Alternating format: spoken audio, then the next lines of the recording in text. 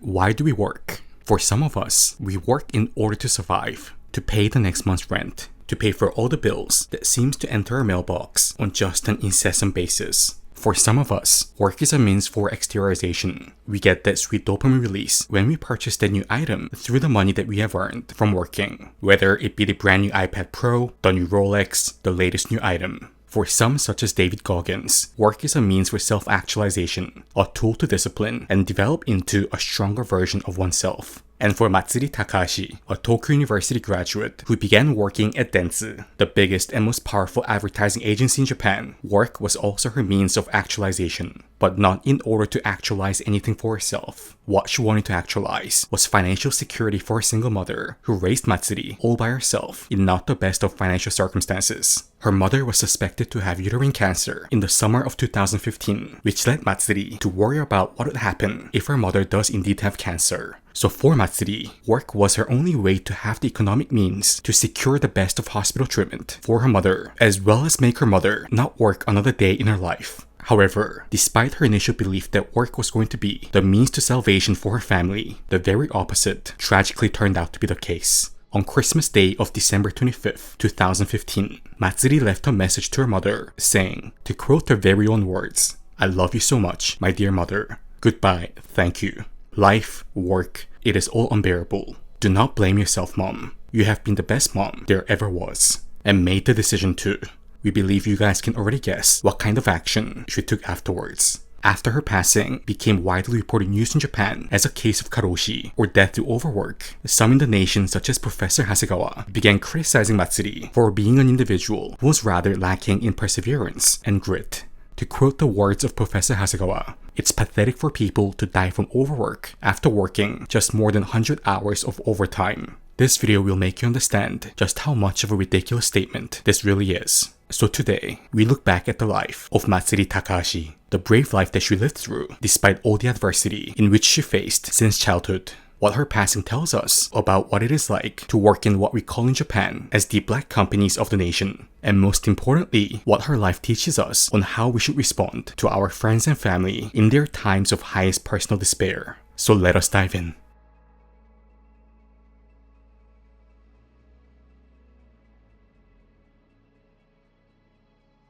Money is not everything in life. I mean, we've all heard the phrase, money cannot buy happiness. But for young Matsuri Takahashi, back in the year 2004, an elementary school student living in Shizuoka prefecture at the time, money, while not everything, was an element that was very much necessary for her to pursue the next stage of her life, continue going to school. Coming from an economically disadvantaged, single-parent household, her family did not have the finances to pay for her junior and senior high school tuition fees. However, what she did have was her exceptional brain and a positive, never-give-up attitude. With her having received near-perfect grades throughout her time in elementary school, Matsuri entered junior high school as a scholarship student with full tuition fee exemption. And with her consistently getting exceptional grades throughout her time in school, she was able to maintain her scholarship student status each year, meaning that she was able to safely study up until the end of high school without having to drop out due to financial concerns. And when we say that she was a bright student, it was not in the lines of her being a top 20% or even top 10% in terms of grades in her class. She was the type of student who eventually managed to get accepted to Tokyo University through just sheer self-study, as well as some help from her high school teachers who respected her hard work and motivation and decided to provide after-school supplementary classes for her, knowing full well that her family could not afford any after-school cram school or private tutoring. Most videos or articles regarding her, published in English, just nonchalantly say something in the lines of, Matsuri graduated from Tokyo University in 2015, in a tone that makes it sound like it is rather not much big of a deal. But me as an individual who also studied in order to attend a Japanese university, as in the case of Matsuri, but admittedly was still not at the level of being accepted to Tokyo University, so attended Waseda. I just know how insanely hardworking, not to mention brilliant she must have been. Tokyo University is where the geniuses of the geniuses head to in Japan. And although not all by any means, a large number of students who enter Tokyo University come from privileged backgrounds, legitimate legacy families of third-generation politicians, business executives, doctors, lawyers, and the likes of Japan. And although I often find it hard to explain, but more importantly, make friends from other countries where such an academic system does not exist, understand and feel the sheer importance of expensive private tutors and after-school cram schools in East Asia, I'll try to do my best, as this is quite a significant point to go over regarding our argument of how Matsuri can be classified as the very opposite type of individual to that of a one described by some in Japan, such as Professor Hasegawa, who accused her of being pathetic and lacking in grit. In countries such as Japan and South Korea, with one-off exam-based university entrance systems, the task of getting accepted to the top universities of the nation get exponentially more difficult the more disadvantaged your family is from an economic standpoint. Let us give you an example. There's student A. Student A has an elite private tutor who's currently already attending Tokyo University, majoring in mathematics, teaching A multiple hours of the week on university entrance level mathematics. The private tutor knows exactly what kind of questions are likely to come up in the university entrance exam math section, and being the person who's already received a full score 4 years ago when the tutor him or herself was a high school student, knows exactly how to tackle each type of question in the entrance exam. Same logic applies to the top level after-school cram schools. So student A has access to this kind of specialized after-school training very specifically geared towards performing his or her best in the upcoming university entrance exam for every single subject. Then there's student B. All that student B has after school is just a school textbook, some workbook for a subject bought in the bookstore. You can think of the Barron's and Princeton reviews for the SAT ones, and B's brain.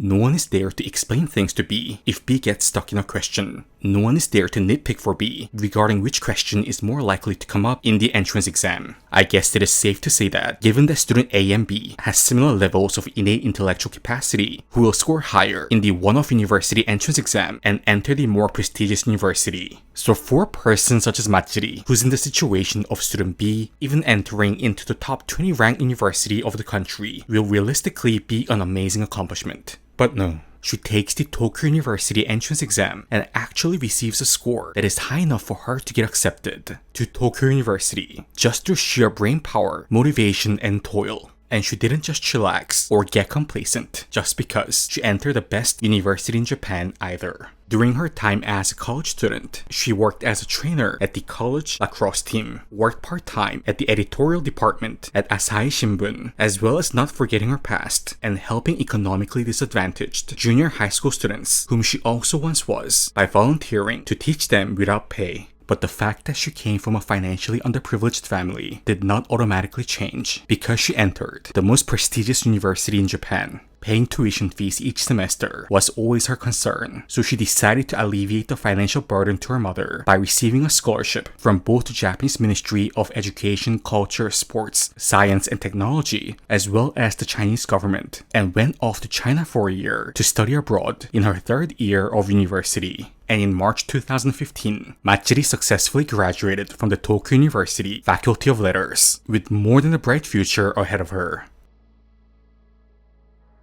There was no such thing as having a break in Matsuri's life. Literally only a few days after her graduation ceremony held in March, she officially began working right away from April 1st, 2015. And when it came to the process of choosing which company in Japan to work for, it was obvious that she was to have the option of working for the biggest and most reputable companies in Japan with her Tokyo University credentials. And for her final decision, she decided to join Dentsu, the largest and most influential advertising agency in Japan, by not even a close margin. The corporation alone accounts for 28% of the entire national advertising budget, with New York Times writing an article on the company in 2021, likening the company to the one of CIA in terms of its sheer reach and influence within Japan. From a revenue standpoint, the company recorded 5.256 trillion Japanese yen in revenue in the fiscal year of 2020. For reference, the second largest advertising company in Japan, Hakuhodo, recorded 895 billion Japanese yen in annual revenue, not even 1/5 of the one of Dentsu. So while the term advertising agency may not sound too intimidating in and of itself, Dentsu is not just a mere advertising agency in Japan, only highlighted by its size. This is a company that basically dominates the Japanese mass media, entertainment agencies, not to mention the nation's political tie to a degree, with its heavy historical connection to Japan's ruling party of the Liberal Democratic Party.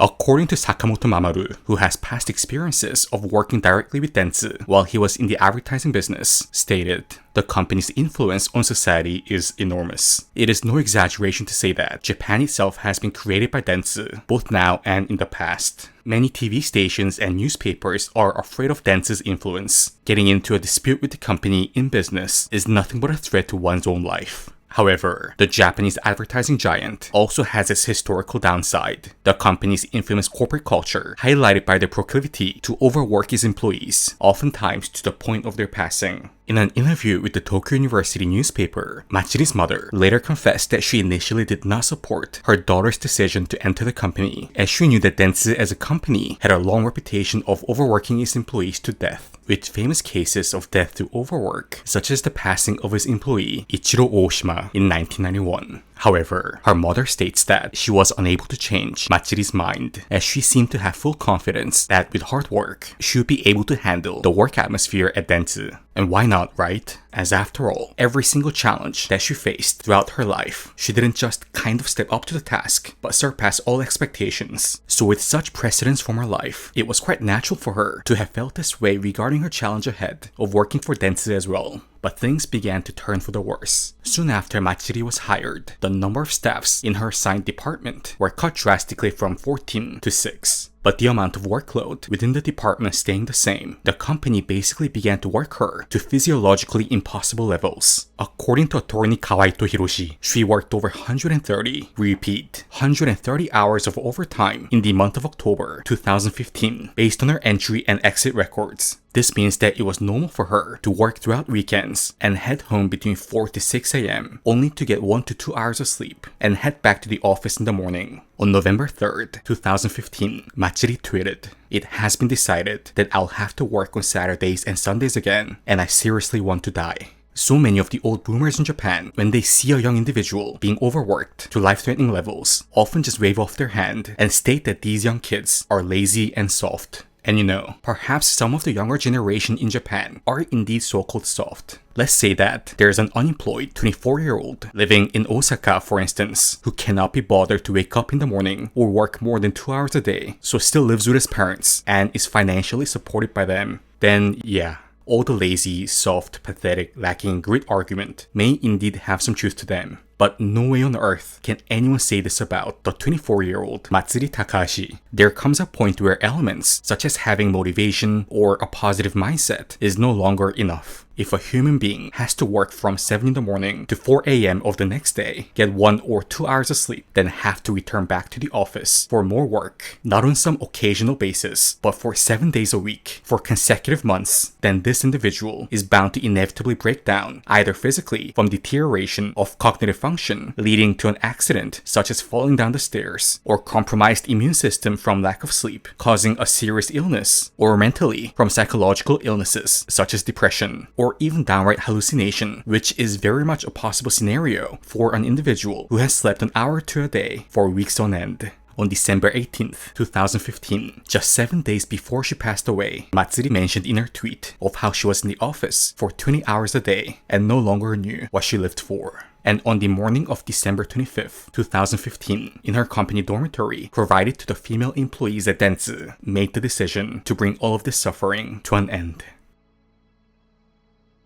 There is no doubt in the world that the biggest contributing reason as to why Matsuri decided to take an unfaithful choice for her own life was due to straight up, humanly unbearable level of overwork. Dentsu, as a company, is notorious for the controversial 10 Commandments, written in 1951 by the 4th president of the company, including commandments such as, if you get hold of a task, do not let go of it until it is finished. Do not let go, even if it kills you.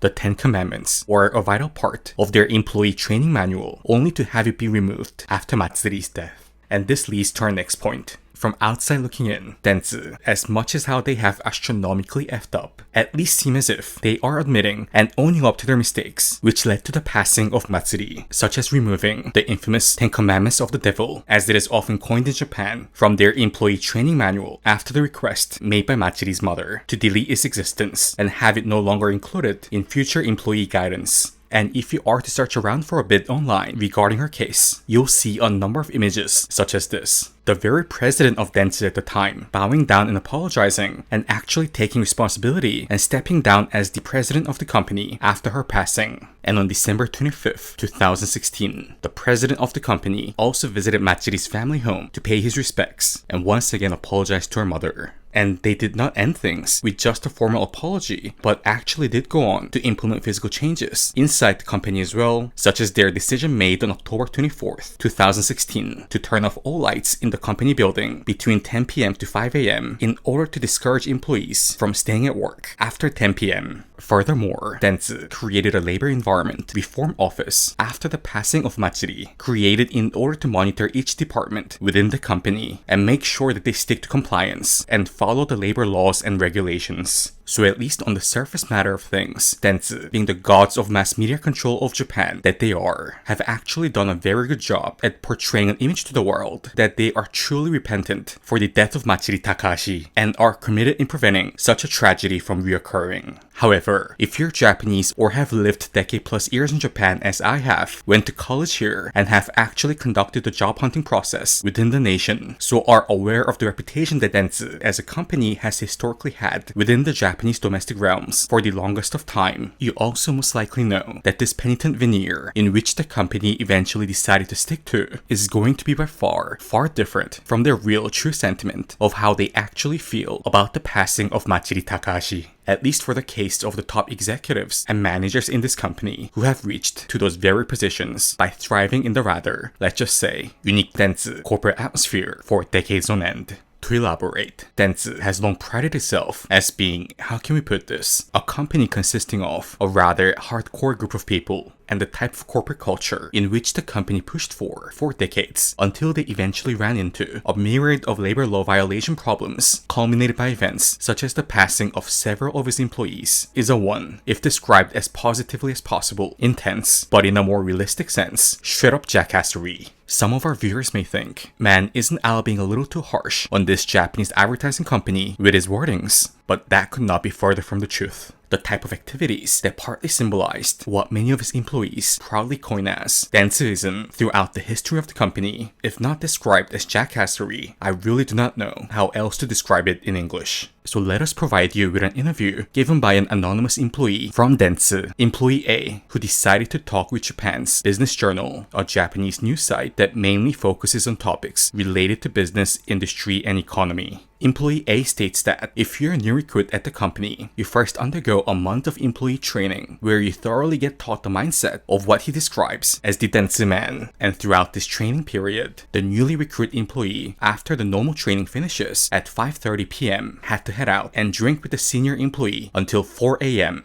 Employee A recollects that on his first day of work, he was made by his senior employee to drink so much that he lost all his memory. Then when another newly recruited employee could no longer tolerate any more alcohol, so threw up and fell asleep, the senior employee shouted, "You, what are you doing?" and began beating the new recruit in full force. Then there were the occasions of employees coming into work the next morning with their shirt covered in blood from vomiting out so much blood from the night before. You guys get the idea. But then, some may subsequently listen to this and say, okay, so this employee A just had a lunatic of a guy as a senior manager. But what if it was just that superior of employee A who made his subordinates drink until they get unconscious, then began smacking the shit out of them? What if all other superiors were normal? And we actually partly agree to this. We are sure that not every single senior employee or manager at Dentsu throughout the history of the company were so inclined to physically abuse their subordinate employees. However, it would also be an overdefense and not the most accurate description of the reality of life at the company to claim that such forceful drinking and physical assault was just a one-off type event either. By the way, we'll use the direct wording of physical assault from here onwards when describing the instances of beating of Dentsu employees by their superiors. This is as stated by attorney Kawaito, who in his career has handled 110 cases of karoshi, or death through overwork. There is a faulty tendency in Japan to label all type of work-related abuse by the superiors to the junior employees simply as power harassment. But he states that appropriate wording has to be used and label physical violence properly as assault rather than just merely as power harassment.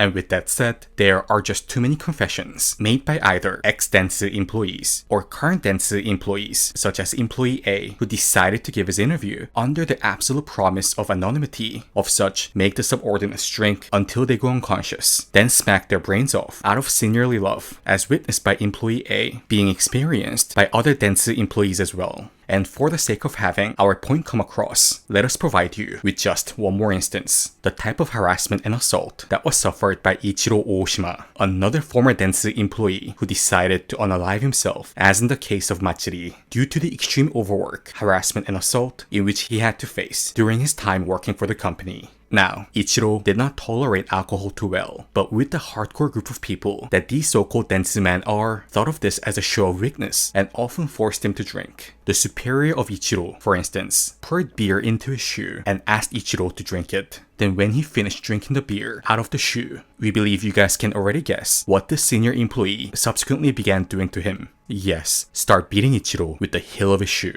The Dentsu superior, when later summoned to the Tokyo District Court in order to testify, admitted that he has indeed conducted such physical assaults towards Ichiro. So the type of act that you would typically imagine to occur from an episode of Jackass, have a person take off his shoe, pour beer into it, make the person drink the beer inside the shoe, then immediately start smacking the person with the heel of the shoe once the individual finished drinking the beer, with everyone around the poor guy laughing their brains off while all of this is happening, was actually being carried out in real life in the middle of Tokyo by the employees of the nation's biggest advertising firm. But to be fair, with Dentsu being one of the most, if not the most scrutinized corporation by the Ministry of Health, Labor and Welfare of Japan, now due to their notorious reputation as a black company and countless precedents of violating the Labor Standards Act, more and more compliance rules are appearing within the company, and employee A says that Dentsu is turning more and more into a normal company. And here is what we have found to be quite interesting. The tone of employee A when talking about how Dentsu is turning more and more into a normal company where such senseless beatings and racing naked on the street is no longer tolerated, at least on the surface level, is not a one of a relief, but of disappointment. As in, when he is sharing his experiences, he's always laughing and tells the story in the tone of when one talks about the good old times. And he doesn't even really try to hide his sentiments. He literally states within the interview that all of such jackassery was the very aggressiveness that has been the source of Dentsu's strength in business, and how he is very worried that this normalization will lead to Dentsu weakening as a company. So one cannot even really say that mentioning all the mandatory work until at least midnight, forced drinking, physical assault,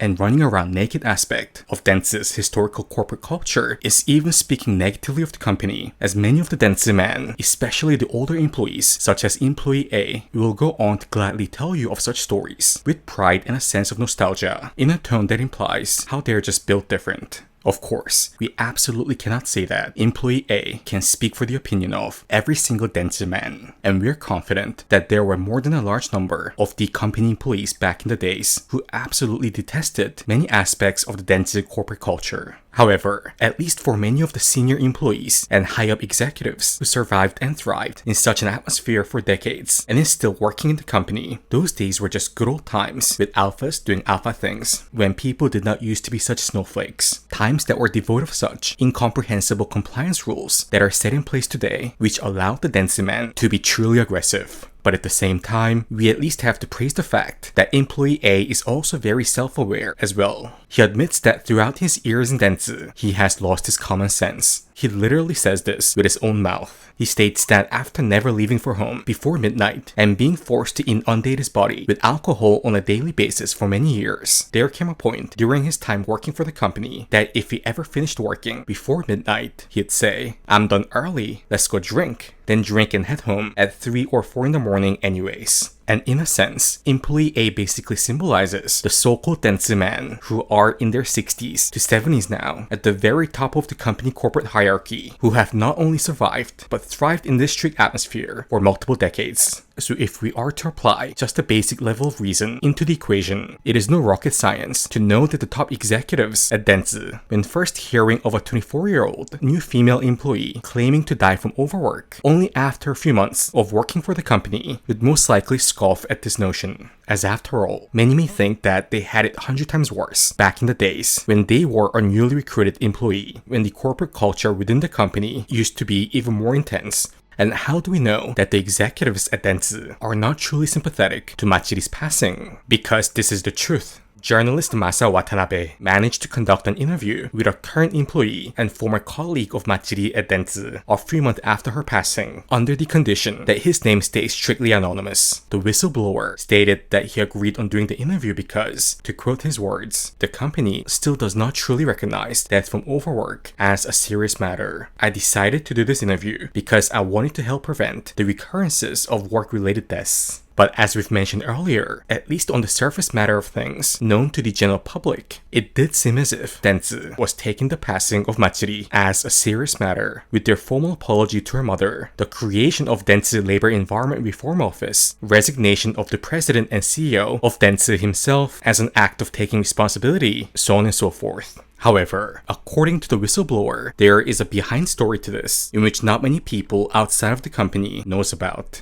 And that is, for the first 9 months since Matsuri's passing from January to September 2016, the company tried their very best to frame her passing as something that was caused by personal issues unrelated to the company, rather than plainly admit it as a case of karoshi. So for the first 9 months, Dentsu avoided taking any action that could remotely be seen as an admission of responsibility. This includes not providing any financial support, let alone in any way helping organizing Matsuri's funeral, meaning that her mother was burdened with all the responsibilities of the funeral arrangement at a time when she most likely could not even stand up straight from the sudden passing of her one and only daughter. Only a few staffs from the HR department, as well as close colleagues of Matsuri, attended her funeral, with none of the higher executives of the company being anywhere to be seen at the funeral, let alone even send her mother just a letter of condolences. They made sure that no disciplinary action or punishment was given to Matsuri's superiors, who were later confirmed to have harassed her during her time working for the company, as that again could be seen as a sign of the company admitting that the senior managers of Matsuri were partially responsible for her passing. So for the first 9 months after Matsuri was gone, her superior, who harassed her on a daily basis and contributed to her life being a living hell, worked in the company with his head up high and not feeling the smallest sense of guilt. So in essence, Dentsu basically underestimated Matsuri's mother. They most likely thought, what can this broke, jobless single mother living in the countryside do against us, eh? Sue us? And frame Matsuri's case as just a flaky 24-year-old female employee breaking down from personal reasons. However, what Dentsu did not realize was that Matsuri's mother was indeed going to sue the company, and she did not just hire any lawyer to defend her case. She hired Kawaito Hiroshi, the very lawyer who brought Dentsu down to their knees in 2000 by making the Japanese Supreme Court give the final guilty verdict to Dentsu in that the passing of their former company employee, Ichiro Oshima, was indeed a case of karoshi, and that Dentsu was responsible for his passing. When we state that attorney Kawaito brought Dentsu down to their knees, some may think that this is a bit of an exaggeration, but that is not the case. Ichiro's parents initially did not even want to file a lawsuit against the company. All they wanted was an apology from Dentsu and a promise from the company to work on preventing the recurrence of such death of their employees as to what happened with their son. But when Ichiro's father sent a letter to the president of Dentsu, they did not even provide him with a response. Ichiro's family still did not sue at this point. After being ignored by Dentsu, Ichiro's parents then submitted a formal petition to the company. The company's response? One simple sentence: we take absolutely no responsibility. This is when Ichiro's parents got absolutely outraged and decided to sue the company. Even when the lawsuit was filed, Dentsu continued to provide the same response: we take absolutely no responsibility. So as the lawsuit went forth, attorney Kawaito did have a mammoth challenge ahead of him. Dentsu, in the 90s, was even more dominant of a company than they are right now, essentially controlling the Japanese media. And with many of the very LDP lawmakers inside the government being former Dentsu men themselves, the company really did believe that there was no way that the Japanese court will give them a guilty verdict. So they continued to, please excuse my language, but really did continue to keep talking straight out of their asses, making famous statements such as, Ichiro's workload was not that heavy, or Ichiro unalived himself because his family had a cold attitude against him. After barely making him get any sleep for years on end, and frequently subject him to humiliation and downright physical assault, such as make him drink beer out of his shoe, then begin smacking him with the heel of his shoe, they really had the absolute audacity to blame Ichiro's parents for his passing. At court, So attorney Kawaito and his team worked hard in order to gather evidence and disprove Dentsu's claims. And in the first 1996 ruling, the Tokyo High Court ruled Dentsu as guilty and ordered them to pay 126 million Japanese yen to Ichiro's parents in damages, highest fine ever made to a Japanese corporation for a karoshi-related penalty. This was also the very first ruling in the legal history of Japan to fully acknowledge a company's responsibility for death through overwork. But then, we believe you can already guess how Dentsu reacted to this first ruling given by the judges at the Tokyo High Court. They repeated their "we accept no responsibility" line and appealed against the ruling, making the case go all the way up to the Supreme Court of Japan. And in 2000, the Supreme Court still ruled Dentsu as guilty and now ordered them to pay even a higher fine of 163 million Japanese yen. And only then, with the Japan Supreme Court ruling, did Dentsu finally stop with their "we accept no responsibility" nonsense, paid their fines, and made their perfunctory apology. So when Dentsu heard of the fact that Matsuri's mother was working with attorney Kawaito for Matsuri's defense, their reaction must have been a one in the lines of "oh hell no!" And attorney Kawaito, as how he did with the case of Ichiro Oshima, did a thorough job in collecting evidence which proved that Matsuri was indeed overworked by Dentsu that went far beyond the numbers allowed by the nation's labor laws, which then got the very government involved. On September 30th, 2016, the very Labor Standards Inspection Office of the Japanese government officially recognized the death of Matsuri as an industrial accident caused by overwork and not some girl unaliving herself from personal issues, in which Dentsu was desperately attempting to frame it as for the first 9 months of her passing. Now, the Japanese Ministry of Health, Labor and Welfare wrote a report of how there were 3,486 claims of death from overwork in Japan in the year 2022. And according to attorney Kawaito, in his interview conducted with the Tokyo University newspaper, he stated that only a tiny handful of these karoshi cases are known to the Japanese general public, largely due to the fact that most bereaved families who lost their family members from karoshi do not want the incident to be made public. And if the families do not wish to make the cases public, then it is hard for the news media agencies to report on the cases in detail. And such inclination to keep things quiet is no surprise in Japan, where the shame and meiwaku avoidance culture runs deep in the society. However, in order to seek justice for her daughter, Matsuri's mother made the decision to make the story of her daughter's passing go public and revealed her daughter's real name and photographs for the entire nation to see. This at the time really did send a shockwave across Japan, according to the words of attorney Kawaito, with late Matsuri's face being shown all over the Japanese news at the time, with the Japanese general public largely sympathizing and mourning her death.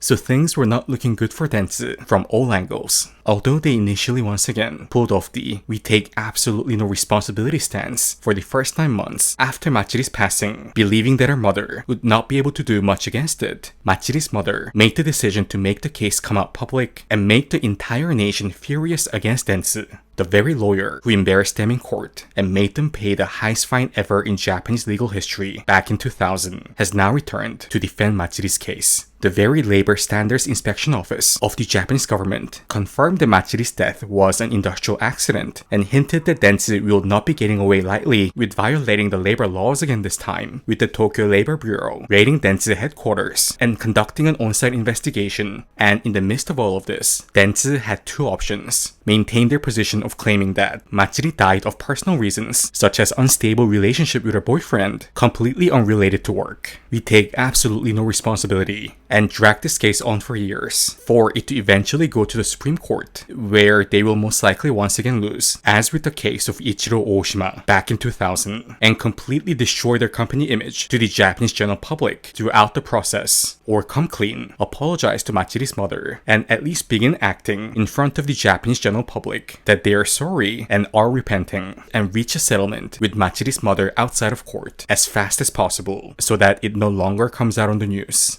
And most likely, after an emergency meeting between their high-up executives and lawyers, they decided to go with the latter option of showing the image of accepting responsibility. The whistleblower employee directly said, "Our company, in the current position, is afraid of backlash." Thus why just merely a few days after the Tokyo Labor Bureau's on-site investigation at Dentsu headquarters on October 14th, 2016, Dentsu changed their stance 180 degrees and began taking actions such as turning off all lights attacks in the office building from October 24th, 2016. The Dentsu president, who was nowhere to be seen on Matsuri's funeral, suddenly visiting her family home back in Shizuoka to pay his respects to her mother, and all other subsequent acts of apology that followed. Now, if you have watched the video up to this point, you now know more than what 99% of even the Japanese general public know on Matsuri's story. And before we finish with today's video on the story of Matsuri, there is one final point that we would like to go over: harassment. Whenever there's a discussion of work-related death in Japan, the focus is always mostly on the number of overwork hours in which the employee had to suffer prior to her or his passing, and for good reasons. We really appreciated the analogy in which the whistleblower employee from Dentsu gave during his interview. The whistleblower created an analogy of karoshi to a car accident caused by driving under the influence. He states that if death through overwork is compared to a car accident, then the absolute number of overwork hours is the equivalent to the amount of alcohol that has been consumed by the driver. Let's say that a stone happened to be lying on the road while a person was drunk driving. Then when the accident occurs, no one is going to put the majority of the blame to the stone that was lying on the road that managed to tilt the car slightly to another direction, but rather the exorbitant amount of alcohol that was consumed by the driver. So if we think from this perspective, in the case of a worker passing from karoshi, everything else other than the absolute amount of hours of overwork are equivalent to the stone that was lying on the road in the car accident. Yes, the stone did have a part in the accident, but no one is going to say that the stone was the biggest reason why the accident occurred. And we completely agree with this analogy made by the whistleblower. Matsuri did receive a large degree of harassment from her company superiors during her time working for Dentsu, which we'll get more in depth into in just a minute. However, let's first imagine that Matsuri received such harassment from her superiors under the condition that she was at least able to get not even 8, but just 6 hours of sleep a day and was able to maintain her sanity. With the positive-minded, obstacle-overcoming individual Matsuri has been from a young age, we are very confident that she was most likely able to find a way to deal with the harassment without resorting to ending her own life, whether it be to sue the superior, confront him directly, quit the company, etc. However, any one of our subscribers who have functioned on 1 to 2 hours of sleep a day knows that when you're overworked to the point of near death and severe chronic sleep deprivation, all this positive mindset, believing yourself element of our psychology just becomes no longer tangible. From my personal experience, when I'm underslept to the degree of 1 to 2 hours a day, not even for months on end, as in the case of what Matsuri had to suffer, but just for around 2 to 3 days, I cannot cognitively function in a normal human way. It's quite hard to explain, but let me try my best to share what I felt. When I'm sleep deprived, yes, wanting to sleep is obviously one of the largest sentiments. But more importantly, although again, I cannot say for anyone else, but for me, chronically undersleeping makes me lose this human side of myself. Even the smallest things aggravate me to the maximum. For instance, my whole personality changes to the one that becomes very negative and imagine the worst possible outcome for any given scenario. An indignity that I could usually have easily just passed by with dignity is no longer possible. My brain is just filled with negative thoughts, and not in a constructive way in the lines of contemplating how I can fix such negative elements of my life, but in a way that makes me think that everything exists in order to exhaust me out. My thought process, again more or less, works in the lines of, all of this just tires me out, and I see no solution. When did Earth become hell? Then obviously I finally get that opportunity to binge sleep 10 plus hours, return to my normal self, and wonder why those elements that could eventually be overcome angered and frustrated me so much. However, Matsuri did not have the chance that I had to be able to binge sleep 10 plus hours. With her still being required to work on Saturdays and Sundays during those demonic 3 months between October to December 2015, she essentially functioned on 1 to 2 hours of sleep a day during all that time. This means that with her already on the verge of breakdown, with months of inhumane overwork and chronic sleep deprivation, the harassment in which her superiors at Dentsu gave her was most likely not the main cause of her unaliving herself. However, as the whistleblower employee have stated, other factors such as harassment is still that final nail in the coffin, that stone in the road of the car accident analogy, which nonetheless contributed to her tragic passing and thus needs to be discussed. According to the whistleblower, the executive officer who was in charge of the direct marketing business department in which Matsuri was eventually assigned to was Toshiya Oyama. But unlike what some in Japan may think, Oyama was not the officer who was responsible for the power harassment conducted onto Matsuri. With Dentsu being a company that had a lot of layers, there was a digital accounts department within the D&B department, and this was the branch of the D&B department in which Matsuri was working in. And the director, and thus the direct superior of Matsuri in the digital accounts department, was an older guy by the name of Hiroya Sasa. The whistleblower did really go all the way in his interview, as up until his interview, no one even in Japan knew the actual name of the direct superior of Matsuri who contributed to her life being a living hell during the time that she was working for the company. Even when Sasa was mentioned on the news, he was always referred to as Matsuri's superior at Dentsu, with his name remaining anonymous. So shout out to the whistleblower for bravely stepping up, and we wish that he did not face too much negative repercussions after the interview from the higher ups at Dentsu. And thanks to the whistleblower's confirmation, we know that all the records of power harassment, which was posted on Matsuri's Twitter account, were mostly done by one individual, Hiroya Sasa. Sasa tried to trivialize and make Matsuri feel as insignificant of a human being as possible. For instance, he constantly told her that the reason why she had to work a lot of overtime hours was not because of the objectively large amount of workload that was given to her, but because she was an incompetent human being. Then when she came back to the office in the morning after what was most likely a 1 to 3 hour nap on the sofa of her employee dormitory, Sasa did not console her in the lines of, "Hey, you're doing well. Things will get better in a few weeks if we manage to get more staff." No, what Sasa told her when he saw her in the morning was, "Do not come to work with messy hair and bloodshot eyes." Matsuri seems to have been particularly hurt by this comment, as Sasa, now running out of things to criticize her on, began chastising her on something in which she had absolutely no control over. Matsuri tweeted, "Is having bloodshot eyes not okay as well? Even top-notch professionals cannot control the constriction of their blood vessels." And what she's saying is absolutely right. How can a company director make her work until 3 to 4 in the morning every day for consecutive days, and now that she has done a good job of all the given tasks, still look for ways to disparage her and now attack her for having bloodshot eyes? An inevitable physiological manifestation caused by severe chronic lack of sleep that Matsuri can do absolutely nothing about. All that she ever wanted was some encouragement from her superiors and a bit of acknowledgement of her hard work.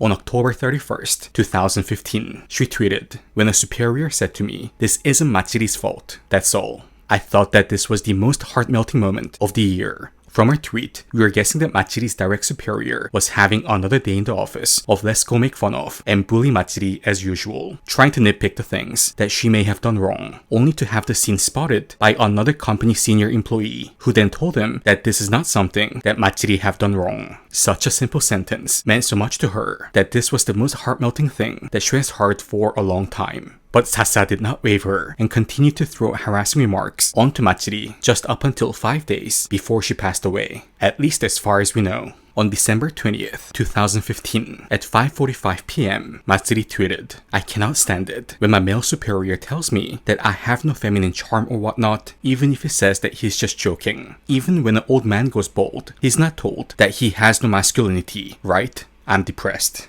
What we see here is a clear form of verbal harassment that is at the point of borderline verbal harassment. It is socially unacceptable in Japan to go up to a small, bald old man who most likely have less than 100 nanogram per deciliter of testosterone in his body and tell him that he lacks masculinity. So why is it the case that under the pretense of "I'm just joking," that the male counterparts can go up to women and make all kinds of humiliating remarks on their appearance and sexuality? Matsuri barely has time to sleep, let alone take a shower. So it is no wonder that Matsuri obviously could not have the most elaborate of makeup on her face and could not be the young female eye candy for all the senior old heads at the company. But to actually go up to her and tell her something which essentially implied a message in the lines of, "You don't even look like a woman anymore," this could have indeed been the very moment when Matsuri finally broke down to the point of no return. This very tweet was the second last tweet that she left in her Twitter account, and she passed away 5 days later.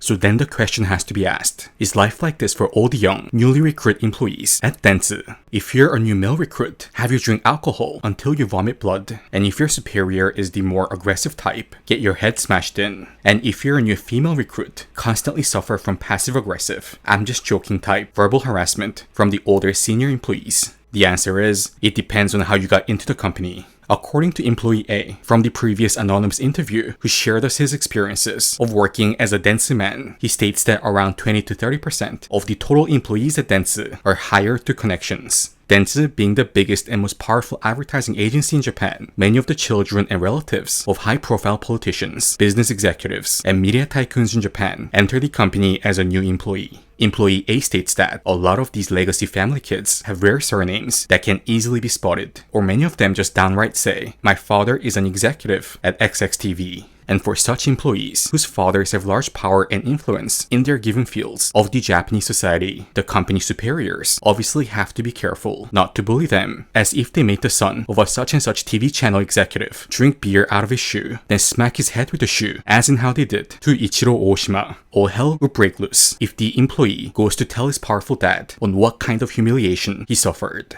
For example, the wife of the late Japanese Prime Minister Shinzo Abe, Akie Abe, comes from an extremely wealthy family in Japan, with her father being the former president of Morinaga & Company, one of Japan's largest confectionery companies. And after she graduated from college, she began working at Dentsu. And we have a strong feeling that when Akie Abe was a newly recruited employee at the company, as in the case of Matsuri, she somehow was not forced to work until 3 to 4 in the morning every day for months, and did not have senior managers ripping off the documents that she prepared and shout, "All your hours at this company is a waste of time," or got told of how she does not have much feminine charm. As unfair and outdated as this may sound, this is just the reality of life, not only at Dentsu, but working in quite a portion of high-profile companies in Japan in general, regarding how you're going to be treated at the company, as well as how far up the corporate ladder you can ultimately climb up to. Although not in every single firm by any means, your father's social standing is often going to be an important matter, especially at a company with a long history and deep-rooted influence to the nation's business and political scene such as Dentsu, where the employees around you try to initially identify right away of whether you are a connection employee or not, so that they can know how far they can push it when it comes to treating you, to how many overwork hours they should designate to you, etc.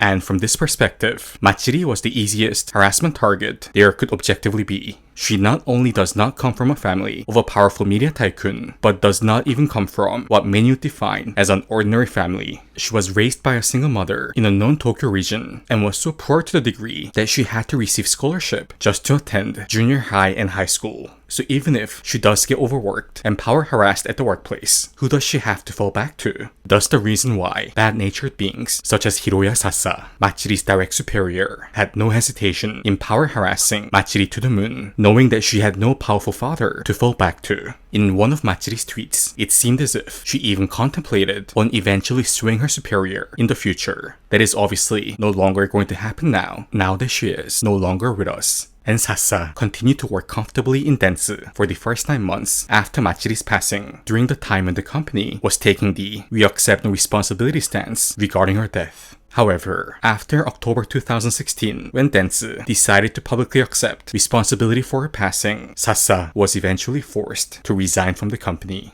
Although Sasa was summoned to the Tokyo District Prosecutor's Office for investigation, the Tokyo prosecutors later decided not to indict him. Matsuri's mother, fully knowing how her daughter was treated under her direct superior at the company, held a press conference on January 25, 2018, and said that the non-indictment of Sasa was unfair. To quote her exact words, "Should the actions of the superior be tolerated just because illegal labor practices is the culture at Dentsu? Or is it because several employees were engaged in similar illegal practices? I would like to ask this question to the entirety of Japan." However, despite the plead from her mother, Sasa, nor any of the superiors of Matsuri were indicted. Now, we do have to end this chapter by stating the fact that in the year 2024, matters regarding the workplace atmosphere at Dentsu most likely have changed for the better. Not trying to defend the company in absolutely any way, but that is most likely the objective reality of the matter. With Dentsu implementing various compliance measures within the company after Matsuri's passing in late 2016, not to mention the company once again being at the center of controversy in 2017 when famous Japanese writer and blogger Ito Haruka spoke out on the harassment that she suffered from her Dentsu superior during her time working for the company. It would just be more than unwise, to put it most mildly, for Dentsu to continue their corporate culture of power or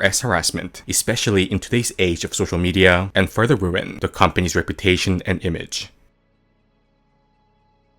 Many of you guys who may have studied Japanese know that the word Matsuri can have the meaning of the word festival in English. And we believe this is very much what her mother intended when she named her daughter. Have her daughter live the life of a festival, of bright fireworks, joys and smiles. And that is the type of life that every single one of us deserve to live as well. Our own little festival of life with many small fireworks in between. And when we say fireworks, we don't mean some grand scale, fancy ones that you see on New Year's Eve or such, but the type of modest ones that we have in our garden, enjoyed with our friends and family. And such small but meaningful occasions would be buy a nice and comfortable house for our parents, marry the love of our lives, and be blessed by our friends and family at a small wedding, raise our children with love, and watch them happily pursue their dreams as they grow older, celebrate the 60th wedding anniversary with our wife or husband with a cake and a glass of wine. Again, nothing fancy or grandiose, but our own small, unique festival of life nonetheless. And in a sense, this is exactly the only hope that got Matsuri going in the final few days of her life. On her Twitter account, we get a glimpse of what kind of dream she had in life that got her to not give up hope.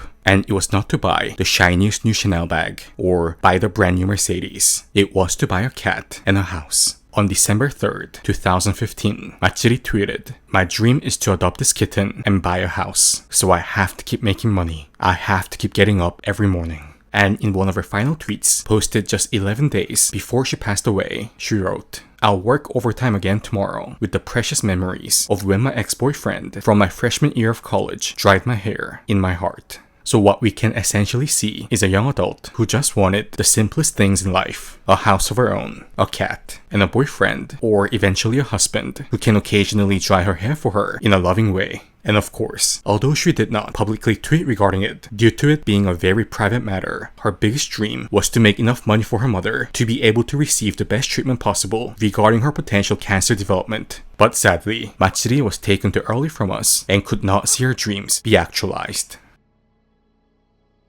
Throughout our time of researching Matsuri's story, it was really hard for me to let my emotions in because when I see her, in many ways, I see myself. Now, I'm not just saying this for the sake of this video. I was also raised in a single-parent household by my mother and relatives from my mother's side, such as my grandmother, as in the case of Matsuri. Also suffering financially, I also could not attend almost any cram school, let alone have a private tutor, so squeezed my brains out with just a bunch of books in front of me with no one to explain to me once I got stuck on a question back in my high school days. But then, I knew that studying was the only hope that I had for a better life, so slapped myself in the face when I got sleepy and just memorized for the exams. And in many ways, I felt that she was essentially, how can I put this, an upgraded version of myself. I thought I excelled back in high school, especially for someone who self-studied without the private education, but not as much as Matsuri. She objectively performed better than me academically and was able to get into Tokyo University, while I had to settle for the second best in Japan for my major.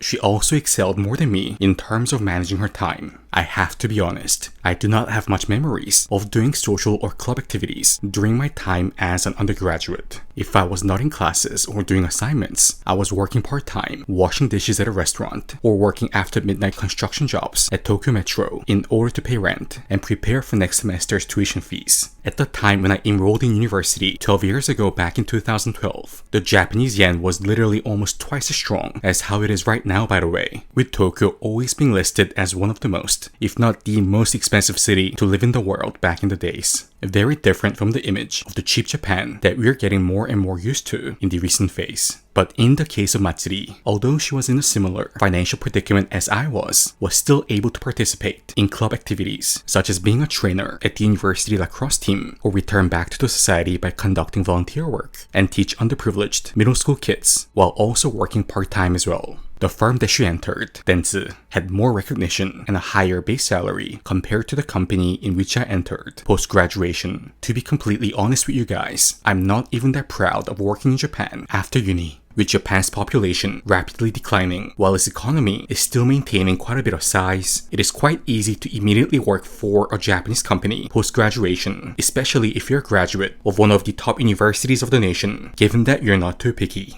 And with that said, Matsuri was able to persevere through and tolerate way more overwork hours than I did. It's not even comparable really. Same with power harassment at work. I did get that passive-aggressive mockery here and there of the fact that I'm that kimchi-eating South Korean. The older guys with their joking tone making fun of my Japanese for how fucked my accent sounds and imitating my way of speaking in that mocking way during the drinking gatherings. Little did they know, I'm immune to the pronunciation mockery though. I'm born with one of the shortest tongues that is attached onto a human being. All of the rolling the tongue acts, absolutely impossible for me. And as infrequently as I saw my dad, whenever I saw him, he used to pick my tongue with his fingers and pull it out all the way, even until middle school, saying that he could not understand what the F I was saying and that perhaps the tongue pulling would help.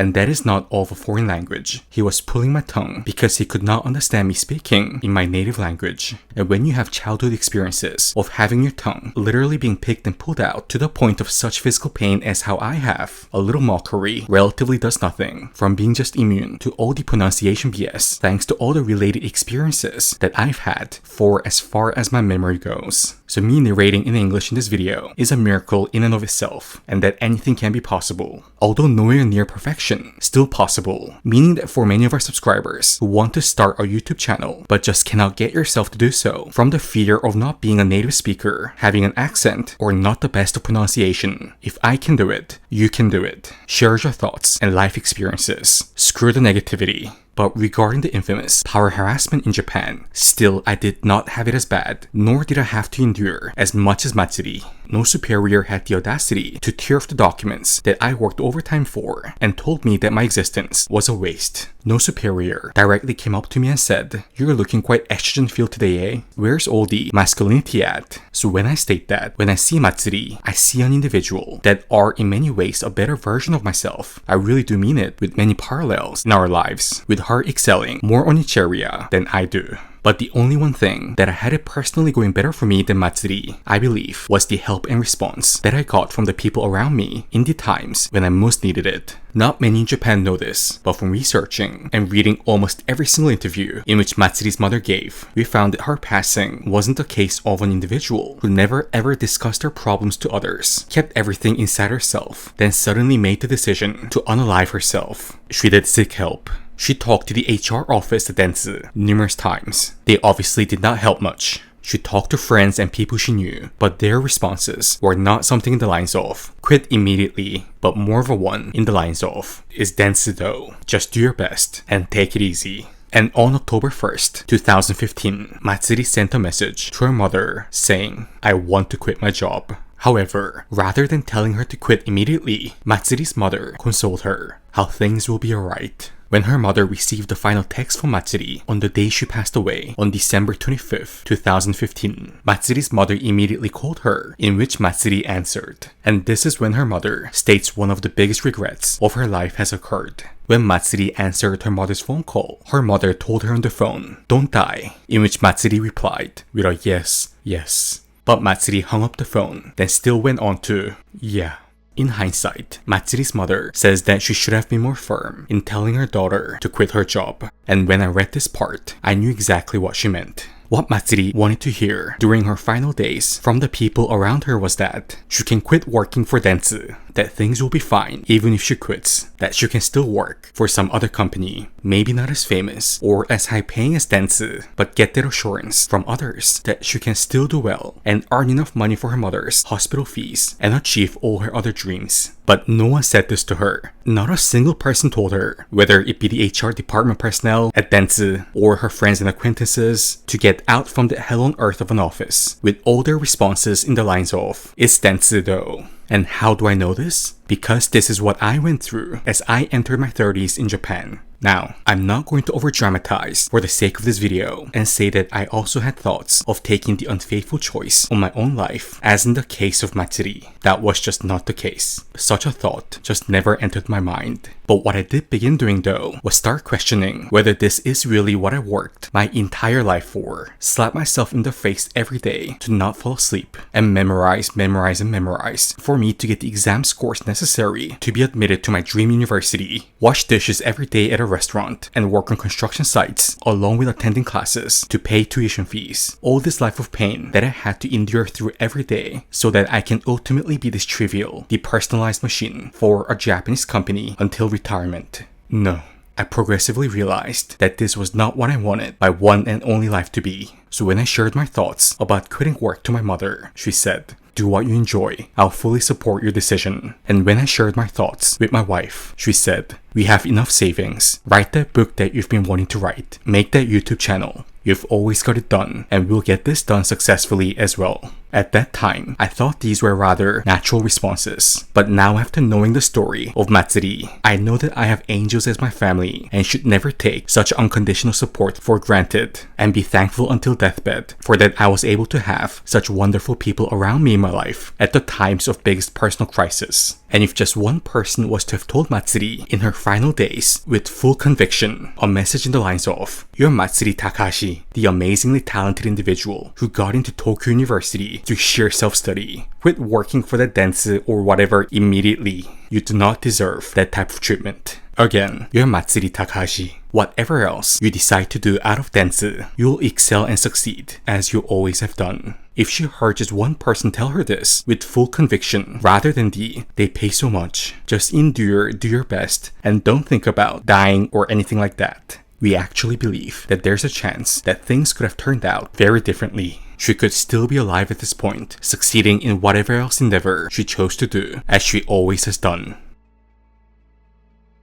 Obviously, if your friend is just being lazy and complaining as if he or she has the most difficult job ever when they just have a 3-hour work shift without any form of workplace harassment to be seen as well, then we should justifiably tell them to stop being so lazy and get to work. But for any of our subscribers who may have friends or relatives who may genuinely be suffering from a similar predicament in life right now, as in the one that was faced by Matsuri, do not tell them something in the lines of, "Your company is so hard to get in though. Your job pays 6 figures a year though." Or, "If you just endure a year more, you'll get the promotion though." Tell them to quit immediately. Nothing is more important than life. All that overtime pay means nothing if we are no longer here to receive it. So let us save ourselves first, then worry about everything else that comes afterwards.